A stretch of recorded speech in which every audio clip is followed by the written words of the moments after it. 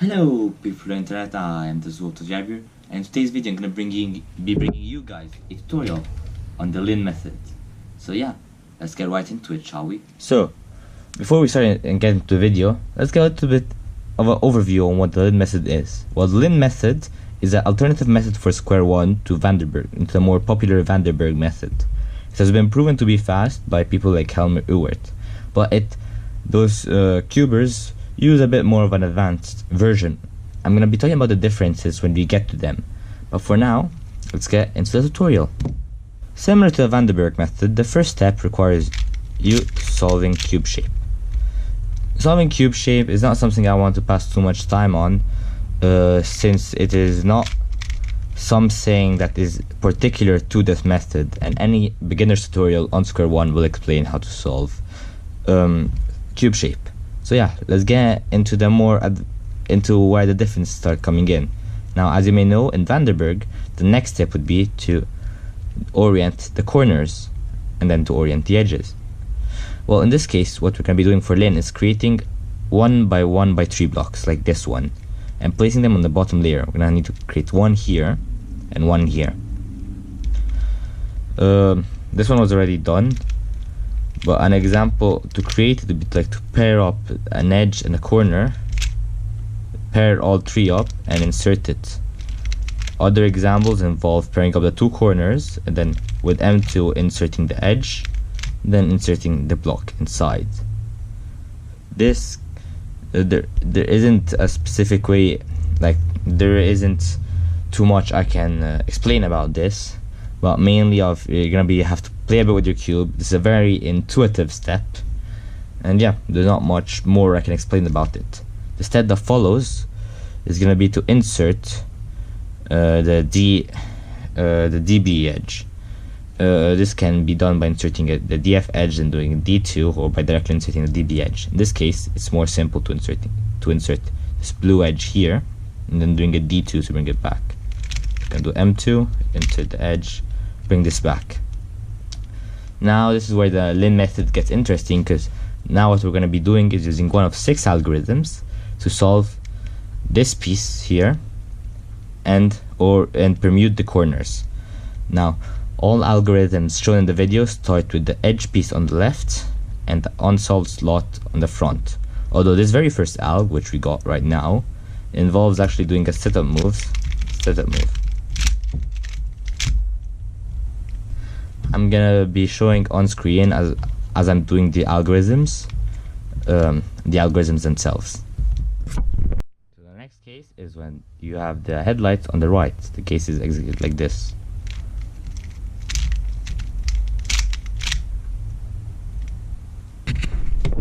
So before I explain this case, I just have to note that I'm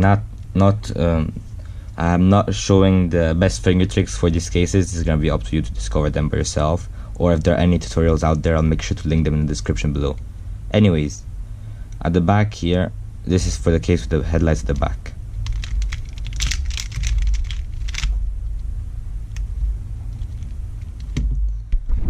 The second to last LIN specific case is the one with the headlights on the left. It is executed like this.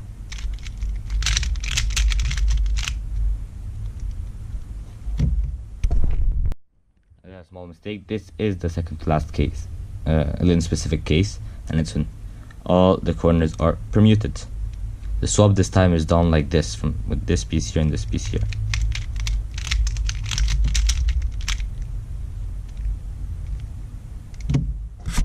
Finally, the last LIN specific case is the one where no bars are formed, and basically diagonal swap. It's executed like this.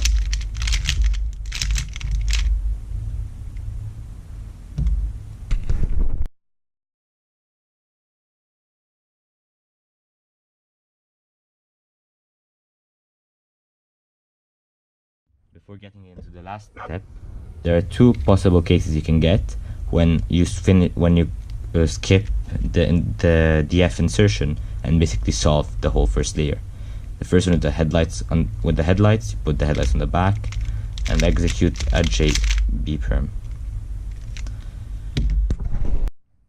The last case, to permute the corners, when the DF edge is already inserted is the diagonal swap. I use an emperm for this case, although any diag swap out can be used. The final step of the LIN method is EPLL. Now that the corners are permuted, you're just gonna have to solve EPLL. The first case is a U-perm, as you may all recognize it if you know to solve a 3x3, which I assume you do. Here is the other U-perm. Pretty easy. Z-perm.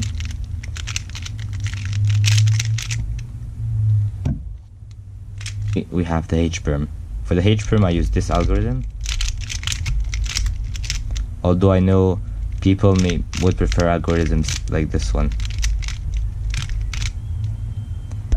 This is completely dependent on you. The M2 one is fairly obvious, but on screen I've put this one, which for me is executed a bit faster.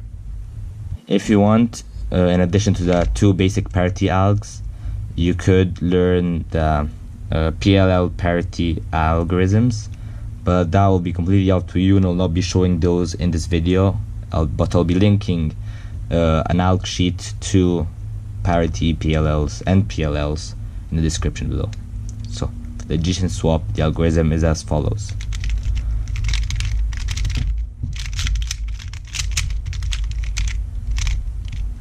Finally, the last algorithm, and probably my least favorite one, the opposite swap.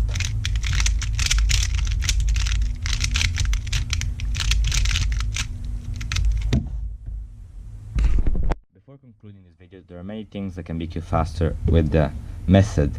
This is just the basic standard version of the LIN method, but there is a more advanced version of the method, which is the one that Helmer Uwert uses. And this is probably the one I'd recommend if you're aiming to get sub 10 with the method. And basically, you use one of, I think, approximately 72 algorithms, was it? Don't quote me on the number, which is still like over 50 definitely. And basically, it's PLL plus 1, so you insert the DF edge while doing PLL. So yeah. In addition, you can also learn PLL, full PLL if you want.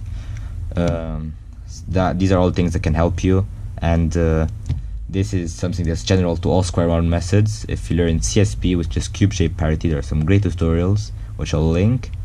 It will also be a great advantage to you and will make solving Square-1 more enjoyable, as you won't have to learn the parity algorithms, although you will have to learn how the cases work for cube shape, but trust me, it's worth it. So yeah, before I leave you with the solves you're seeing currently in the background, I just wanted to say that the LIN method is a very enjoyable method and is a very liable method for Square-1. It can definitely be a candidate to the Vandenberg method. So yeah, I've been your boy Wolf Behavior. Thank you guys for watching. I'll see you guys next time. Goodbye.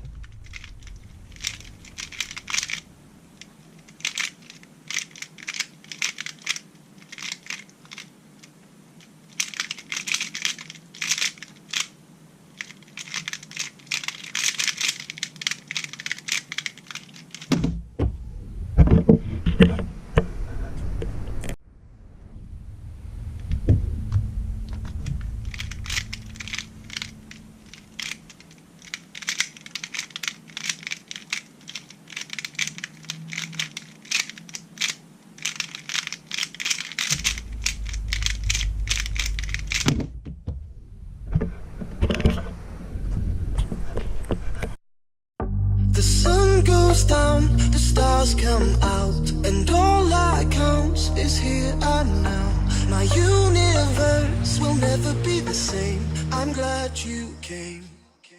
I think I just came. On this beat, had to go and get it in.